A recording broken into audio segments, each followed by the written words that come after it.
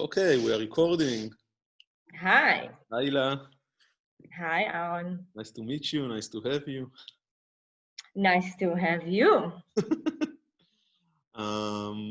So yeah, how are you doing? How are you holding on to it together? I'm doing okay, I think we are very privileged to be in Berlin during these times, and I think we Right. were doing much better than most of my friends wherever they were spreading around the world. I feel the world is falling to pieces, but other than that, everything is fine. Yeah, you do. You really do. Following the news on US and following the news on the virus, I The news is feel, part of the problem, but yeah. yeah, definitely. Okay, so yeah, what can you tell us a little bit about your project and your what? First of all, I'll say that I think I'm the first writer to be appearing in this project.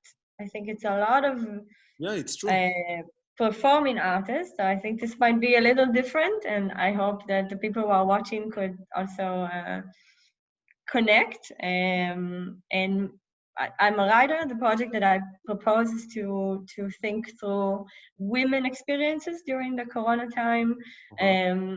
And I don't want to, like, I'm thinking about not writing, like, usually I write either very long short stories. So I'm working on, also on a novel now. So my projects are usually very elaborated, very long. And I thought that this time and this specific also time frame of doing something in 1 month would be great if I can focus on like very short point of views, basically, of women that life under the pandemic could have been affected. So I made a list of ideas. I don't know exactly which where I will take them and how long each text will be, but the idea is to create what is called in the literature area flash fiction, which is very short pieces of fiction, about 1,000 words, 1,200 words, or something very, very short. And it's a very interesting kind of genre because it's not, you don't get really a lot of information about the character. You just get a very specific period or a day or an hour in a character's life without knowing all the background information which you usually get in a novel. So I think I've never done this before, so it's also an You've experience. never No, done this no, kind of. I usually write very long pieces of fiction. So this is also an experience for me. Yeah. Nice. And the specific point of views of women that you chose are they based on real events, people you know, No, imaginary?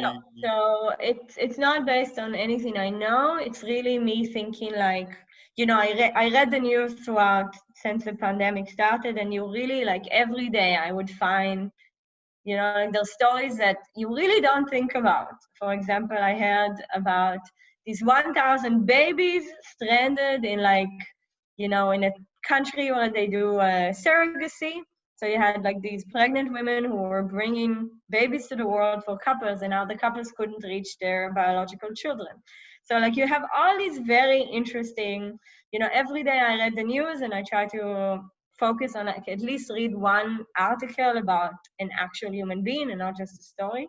So you have all of these like horrible stories basically Yeah. of people that are dealing with situations connected to the virus. And I'm really trying to kind of think of more. So like the first idea I have is basically of a woman who wants to get an abortion, but her clinic doesn't function. Mhm.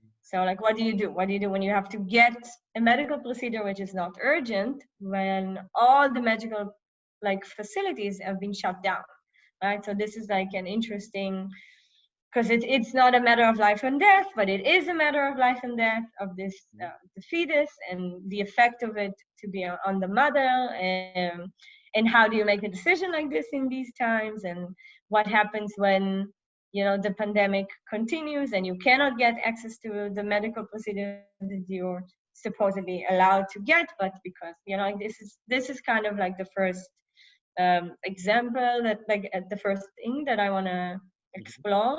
And I think I don't know, whenever I start writing, I don't really know where it will go, right? So this is the idea, and then I will have to explore, like, is it happening in the clinic? Is she like calling the clinic? Is she at home? Like this is another idea I had is that there's a lot of people who their relatives have been taken to the hospitals, like in Italy or Spain or New York, where there was such big numbers of people, and you couldn't find the relatives. You couldn't get information. Are they still alive?